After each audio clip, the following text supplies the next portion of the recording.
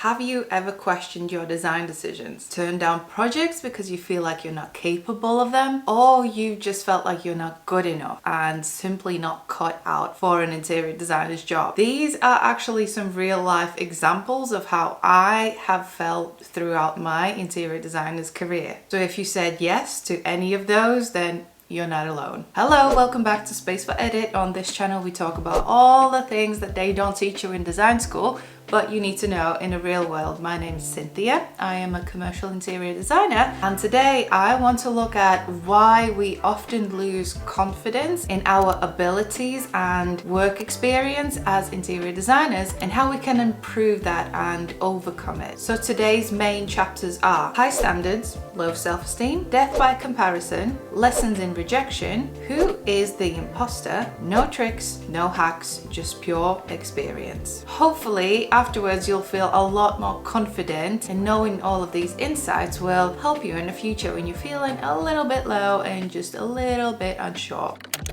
As creative professionals, we tend to set extremely high standards for us. It's almost like in our blood. It comes with the gig, and it happens to all creatives at some point in their career. I have worked on projects where I'm constantly questioning every single design decision or every solutions that I'm proposing. And this constant question is kind of a double-edged sword. On one side of the sword, it drives us to improve our designs. But on the other hand, this constant self-doubt can almost turn us a bit paranoid, and we are not trusting our gut anymore. I think trusting our inner voice, our gut feeling, is a big part of being an interior designer and being a creative.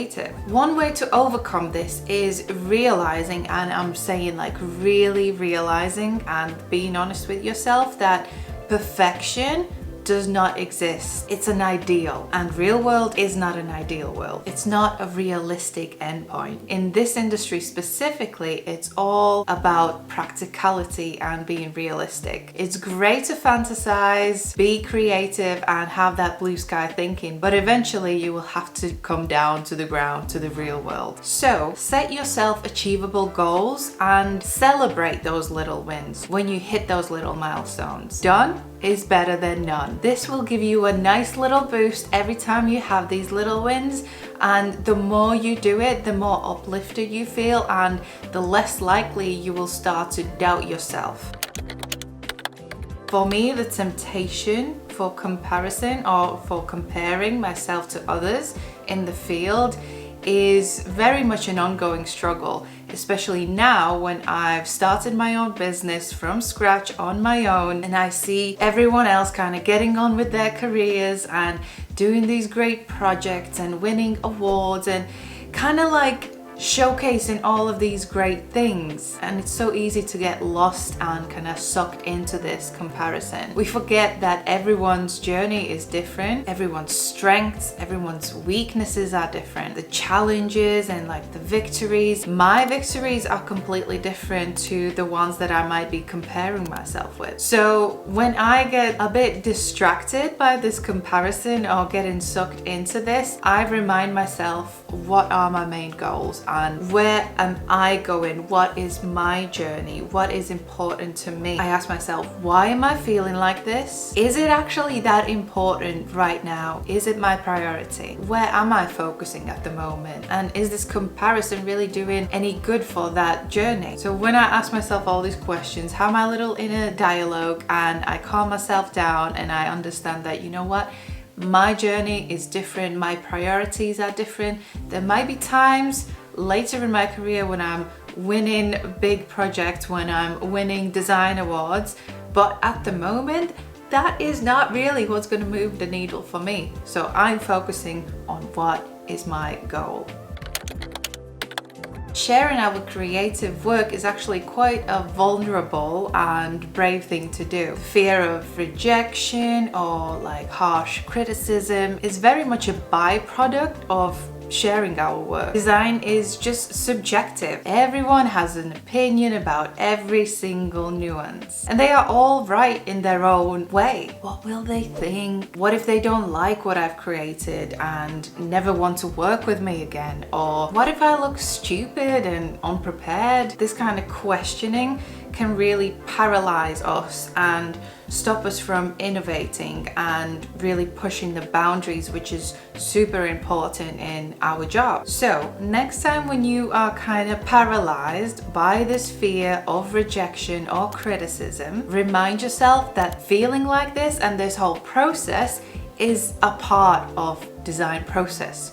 You can't be a designer, you can't do what you are doing if you are not getting feedback and if you are not taking risks, which might end up in some rejection, but it might also end up in winning things and moving things forward. Flip the scenario in your favor. Reflect on what was said, reflect on the feedback or the criticism, and really think about it from not an emotional side, from an emotional state, but from logical thinking, and analyze it and learn from it. I'm also a big believer of whatever is meant to be and come to me will happen. If it didn't go through, if it failed, then obviously it wasn't either the right timing or it wasn't for me, and something else that's more fitting for me is on its way. So this kind of a feedback and rejection can actually work as fuel and build your resilience as a creative professional. Right guys, we are halfway through the video. If you are still here, I'm guessing you are enjoying the content, and if you want a little bit more about this topic,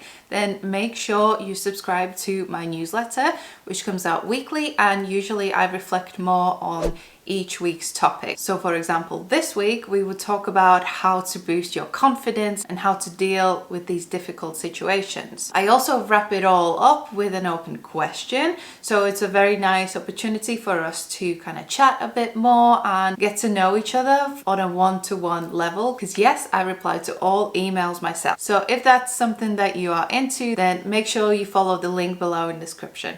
Okay, let's get back to the video. Imposter syndrome catches up to all of us. If you are doing something, then at some point the little cheeky imposter will creep up. You might be an overachiever, so you feel like you are constantly not doing enough, or you might be starting something out completely fresh and new, so feeling like you don't know enough or anything is quite natural. And even people who are naturally talented tend to get imposter syndrome because it feels like it all comes to them too easily, like they should be working a lot harder and a lot more because that's what everyone else is doing. For me, imposter syndrome creeps in when I'm starting something new and something that I've never done before. Whether it's in business or my own project, it still seems to creep in. I think it's the uncertainty in my own abilities. Will I be able to do this? Will I be able to actually succeed in this idea or new business? And I think it probably comes from past experiences where I've tried things and I've failed, or they haven't worked out the way I wanted to. So to overcome this, I tend to revisit my successes and my wins. And even though I failed quite a lot, actually, if I would start to write everything down on paper, I would have a lot more successes and a lot more successful stories and lessons learned than actual really bad, groundbreaking failures and things that I'm not proud of. So it's funny how our brain works. We tend to focus on the negative and things that haven't worked out rather than the positive and the actual positive proof. It's just human nature, it's how we are. When I feel the imposter kind of creeping in or completely taking over, I will go to a business coach or a friend and try to talk it over. But if that's not possible, then I will just take a notebook and a pen and just write it all out. Treat the notebook as your friend or as your business coach and tell them everything that you're thinking, everything that you're feeling, and eventually you will find yourself coming back around and either figuring things out yourself, or maybe ending up with some questions that you maybe need to explore a little bit more. But at least it's out of you, it's out there, and it doesn't hold power over you. At the end of the day, what Beyonce said, it's me, myself and I, that's all I got in the end. And that is the absolute truth. I wanted to end this video with a bit of a tough love moment because I think from time to time We all need a little dose of that. So whatever is making you feel like you're not confident enough or feel like an imposter, it probably stems from the fact that you haven't done this before or haven't got enough proof that you can do it. So if I'm in front of a client and I'm presenting a concept for the first time and I'm nervous, then that's because I haven't got the proof that I can do it and I can be successful in this. If I'm doubting which design direction to go when it comes to concept design, then it's probably because I haven't trusted my gut enough and my own decisions enough in the past, so I can reflect on that and take inspiration from it and really believe that my vision and my talent is worth something. I think a big insecurity that we all can relate to is not trusting your pricing and really feeling nervous when we feel like we need to raise our prices. We know that we need to charge more in order to make a sustainable business, in order to grow, to maybe hire more people, but we are held back by this fear of, but what if this doesn't work out? What if I'm not qualified enough or haven't got enough experience to be charging this amount of money? So here comes the tough love bit. You have to create those new experiences so you can create those positive outcomes that you can later on reflect on and gain that inspiration from and trust in your own capabilities as a creative, as a business owner, and as a professional. There are no shortcuts around this. Our profession, interior design profession, construction industry, is one that is based on practicality and experience. And in a world where there's hacks and tricks and shortcuts and everyone's kind of like giving you all these shiny things, the only truth is that you have to go through the process yourself and learn from it and create a positive experience that you can later on use in order to grow. So if you think that you can skip some steps now, avoid making big decisions, or use a hack or a trick to kind of go on the fast lane, it might work out for you now, but later down the line, you will still hit a wall and it will come back. So there you have it. How does it feel? Do you feel like you're a bit more empowered? Do you feel like next time when you are facing imposter syndrome or feel like you are not cut out for this, you can kind of take a little step back and figure it out that actually everything is fine and you got the confidence to go and achieve everything that you set yourself up for? I hope you do, because I'm a big believer in confidence, and I'm a big believer that your confidence is probably the core value that you need if you want to do anything in this world.